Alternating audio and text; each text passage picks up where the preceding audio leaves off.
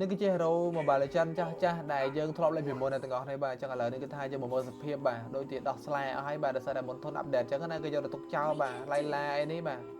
អូយមិនមែនហ្មងឃើញហើយនឹកកាលគ្រាដែលយើងលេងហ្គេមដំបងអញ្ចឹងណាអានេះវិញឈូទាំងអស់គ្នាឈូជំនាន់មុនណាហ្នឹងហើយណាគេចាំចំណុចនឹងខ្លះបាទជួយខមមិននៅក្រោមផងអានេះអីគេអូអាល់ផា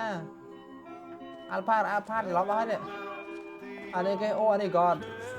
និយាយទៅដល់ថា hero alpha មួយ alpha អាហ្នឹង alpha ឡានដល់ពេល alpha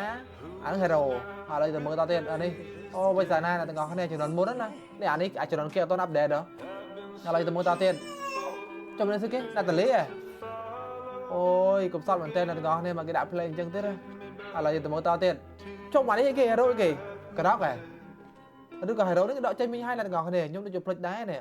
គេ update ចឹងទៅយើងលើថាអត់បានចាប់អារម្មណ៍វាណាហើយគ្នាយើងណាដែលធ្លាប់របៀបថាចេះយើងលេងហ្គេមឲ្យតន់ចំនួនហ្នឹងអញ្ចឹងណាអញ្ចឹងជួយខមមិននៅក្រៅខ្ញុំហ្នឹងផងហើយបើខ្ញុំវិញតន់ទៅពី hero ដែរអញ្ចឹងណាហើយបន្តបានឃើញវីដេអូហ្នឹងមានអារម្មណ៍ថានឹកគ្រាដែលយើងលេងហ្គេមដំបងហើយណាមួយទៀតយើងលេងជាមួយមិត្តភក្តិចាស់ៗរបស់យើងអញ្ចឹងណានៅបកគាត់ខ្លាំងមែនតើហ្មងហើយអ្វីដែលពិសេសហ្នឹងគឺថាខ្ញុំធ្លាប់លេងហ្គេម Mobile Legends នេះល្បាក់3ឆ្នាំមុនអញ្ចឹងណាអញ្ចឹងគឺខ្ញុំនឹកមិត្តខ្ញុំខ្លាំងមែនតើមិត្តនៅក្នុងហ្គេមខ្ញុំណាហើយពីអ្នកដែរខ្ញុំនឹកឲ្យអាសាលេងហ្គេមមកគាត់រហល់យប់អញ្ចឹងណាអញ្ចឹងឥឡូវនេះខ្ញុំពិតជានឹកគាត់ខ្លាំងមែនតើបន្តឲ្យបានឃើញវីដេអូនេះអញ្ចឹងហ្នឹងហើយគ្នាយើងណាដែលមាន